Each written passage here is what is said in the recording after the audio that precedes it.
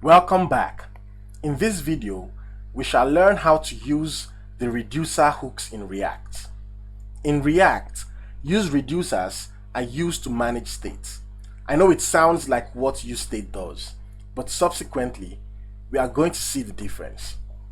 But before we jump into writing code, let us understand what reducers are in React. Reducers in React are similar to the array function reduce in vanilla JavaScript. If you remember, in our JavaScript, we learned about the .map function when going through arrays. There are other array functions like reduce, sort, filter, and lots more. Use reducers are the reduce functions we use in React. So let's jump into an example already where we shall explain the use reducer hook practically for easy understanding. So in this example, we shall be using a counter to explain how use reducers work. You know, we used state and set state to do that earlier on. So we shall be using the same example so you can relate easily as to how it works. And I'm going to go straight to writing the code for the counter. I will explain every line of code and how it works when I am done with the code so that we will understand better. So let's have this like so. And let's import the use reducer hook like that. So let's say const count and we dispatch like so, and we say use reducer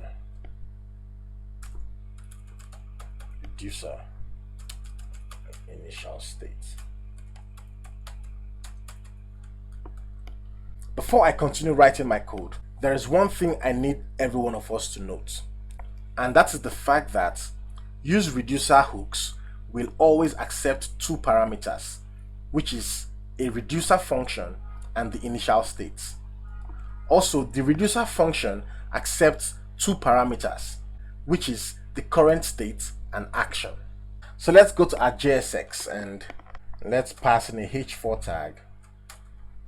And in our h4 tag, let's say display action. And beneath that, let's display our count in a h3 tag like so, and let's say count. Now let's save that, and we are going to pass in two button tags here that will not be active for now. So one is going to increase and one is going to decrease. Let's save that. So let's come out here outside our function and let's define initial state. Let's set initial state to 0 and let's create our reducer function. Remember, I said the use reducer hook will always accept two parameters, which is a reducer function and the initial state. So this is a function, so that's what we are going to create here. So let's say const reducer, and the reducer function, we take two variables, which is the state and the action variables, and we are going to spread that like that, switch, and we're going to pass in action here. We are using the switch statement. You know, that's Python, not JavaScript. So we are going to put our first case, which is increase, and we are going to return state plus 1. So our second case will be to decrease. So our second case will be to decrease, which will be us returning state minus 1. And we'll have a default case here, which is going to be returning just state, nothing else. Returning just state. So currently, we have defined initial states and we have created our reducer function. So let's come here to our buttons and make them active. So to make our buttons active, let's use the onClick event function, and let's set this to, let's say, increase, and let's have another onClick event here, and let's set this to DEC, decrease. So we are going to create these functions here, the inc function and the dec function. So we are going to do that inside our app function here, and that will be before the return statement. So let's create some space so we can see it properly. Let's say const inc.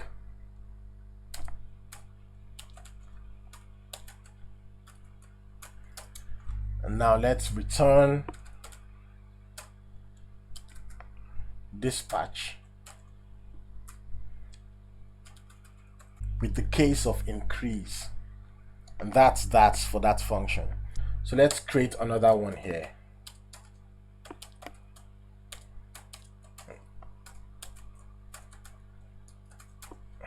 Let's return dispatch decrease, and that's for that function also. So let's go to our server to see if everything is running well. In our server, everything is fine. Let's go to our browser to see what we have. So let's click on the increase button to see what happens. It's being incremented by 1 every time we click it. And let's decrease. It's being decremented by 1 every time we click it. Let's go back to our VS Code. Let me explain how we got here. First of all, we imported the useReducer function in our statement here. After declaring count and dispatch, we set it to useReducer. Then we passed in the reducer function and initial state. So we come here in our JSX to write out 2 buttons that is going to increase or decrease our value. So the variables in our useReducer function is the reducer function and initial state. Like we said, the reducer variable is a function that we built here with 2 variables, which are the state and action.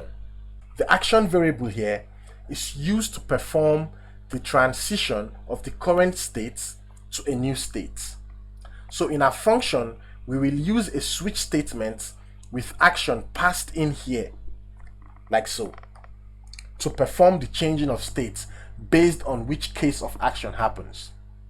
Here we have 2 cases, which are increase and decrease. And in case you don't know about switch statements, it's simple, as it follows the same logic as else if statements. What this means is, if the case is increase, return current state plus 1.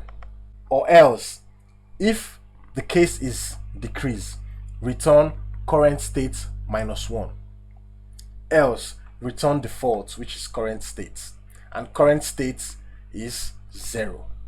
Then we come over here to the button tags and set our onClick event handlers. The functions we set to our onClick events are created here. These are the functions inc and dec. And all we did is return dispatch with one of the cases. In this function, we returned the increase case, and in this other one here, the dec function, we returned the decrease case. So if you click on this button that has the inc function, it's going to return the increase case. And in our switch statement, if the case is increased, it's going to return state plus 1. And state, which is 0, plus 1 is going to be 1. So if you click on this other button, it's going to trigger the dec function. And the dec function returns the decrease case here. And the decrease case returns state minus 1, which is whatever the value is here, minus 1. But before we call this a day, just know that the dispatch method here is used to trigger the action on any button that is clicked. And also know that count here represents the whole state in our app, just like it would in use state. Don't forget to like, don't forget to subscribe, and don't forget to share.